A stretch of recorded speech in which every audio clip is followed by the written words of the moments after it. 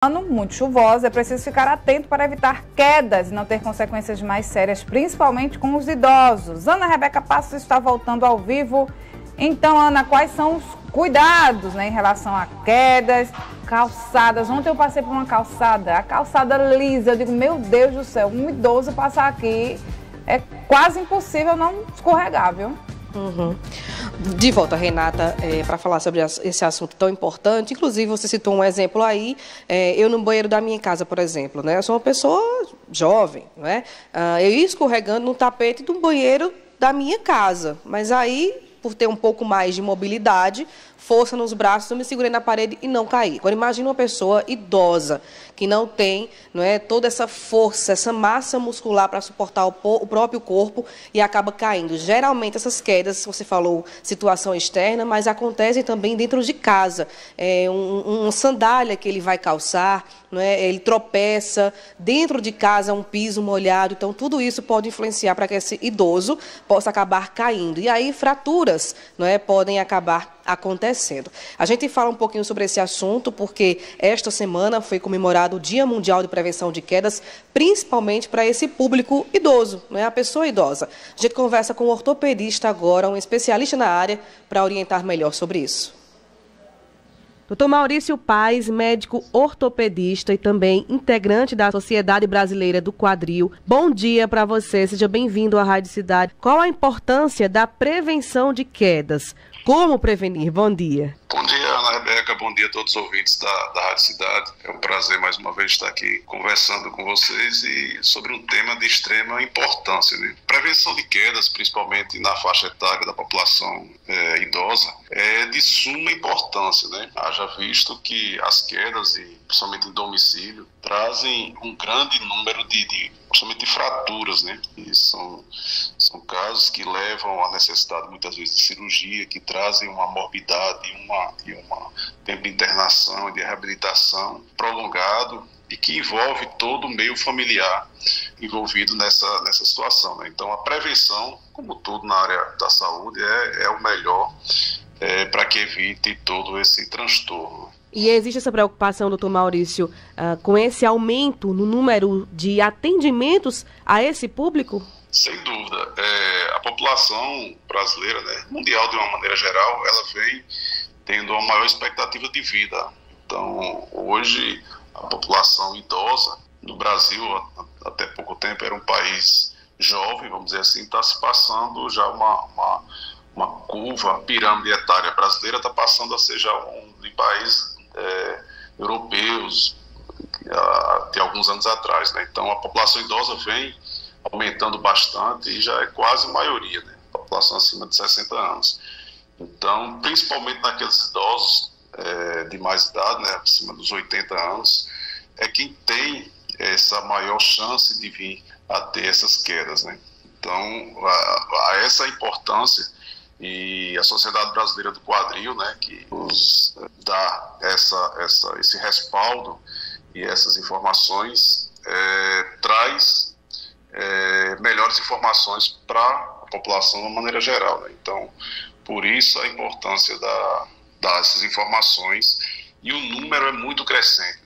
Então, a cada ano a população tem aumentado mais essa faixa etária e vem trazendo, a gente vê na ponta dos hospitais a chegada de muitos pacientes com quedas em domicílio. Agora, como evitar dentro de casa? Seria o piso, uma sandália mal colocada? Quais situações podem ocorrer uma queda dentro de casa? Primeiro, a condição física dele como um todo, a condição de estado de saúde. Então, se é um idoso que ele tem uma boa qualidade de massa óssea, uma boa qualidade muscular, uma boa cognição, Então, isso facilita. Então, a gente tem que, durante a vida, construir essa memória biológica, de exercício, de uma boa alimentação, para chegar numa vida senil com uma melhor qualidade. Então, passa primeiro por essa prevenção a longo prazo. Tem a questão das doenças associadas ao idoso. Então, as medicações que é feita no dia a dia, muitas vezes são pacientes polimedicados. Alguma medicação pode trazer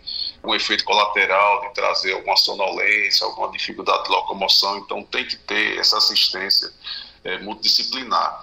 Então, esses são os fatores relacionados ao próprio paciente, né, ao próprio idoso. E aí entra também todo o contexto do meio, né? Então, as condições do piso, as condições de obstáculos no meio domiciliar, isso é muito importante. O idoso levanta muito à noite, muitas vezes para ir ao banheiro, fazer suas necessidades, então, às vezes, um ambiente escuro leva com que ele tropece, bate em algum obstáculo e caia.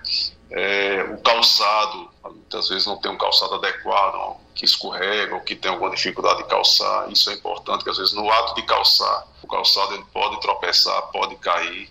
Então, é importante ter tanto essa junção dos obstáculos domiciliares com a condição física do idoso. Então, o idoso que ele tem uma condição física melhor com massa muscular, melhor memória muscular, mesmo ele vindo a tropeçar ou ter alguma dificuldade, ou até mesmo ele vindo a ter uma queda, pode ser que isso não traga um dano maior, né? Mas se associa uma grande quantidade de obstáculos em domicílio com o idoso frágil, né? Com o idoso com dificuldade, com a massa muscular e óssea fragilizada, ele vai ter fraturas, né? Principalmente fraturas de punho, fraturas no ombro e as fraturas do quadril, que são as fraturas que trazem a maior gravidade. E é isso que eu ia perguntar, doutor Maurício, e o tempo de recuperação é bem maior, né? Isso, pensando nas fraturas, né, muitas fraturas no idoso dá para se tratar conservadoramente, assim, sem a necessidade de cirurgia.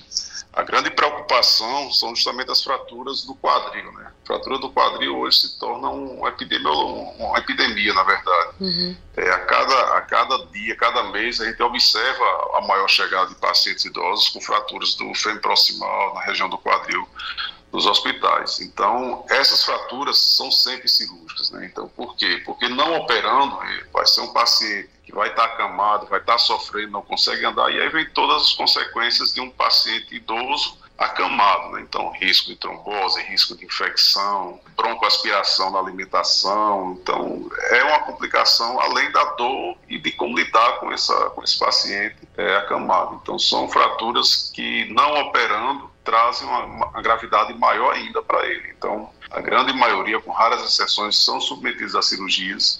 São cirurgias consideradas de urgência, o paciente, e o ideal é operar em até 48 horas, no caso das fraturas do fêmur proximal, para que consiga sair do hospital quanto antes, para não ter outras complicações associadas, e ir para a fisioterapia. Então, isso requer toda uma assistência multidisciplinar, o envolvimento da família, fisioterapia, terapia ocupacional, clínico que dá assistência ao paciente para ajustar outras alterações, porque essas fraturas causam um sangramento importante, a própria anestesia, as medicações feitas para dor, então isso às vezes pode descompensar algo que aquele idoso já tinha no limite, tipo, tem uma insuficiência renal controlada, então um sangramento maior vai descompensar a função renal, tinha uma cardiopatia, sangramento, anestesia, pode levar a alguma descompensação cardíaca. Então, além de prevenir a fratura em si, é importante prevenir todo esse contexto. Então, muitas vezes ele trata a fratura, opera, resolve aquilo ali,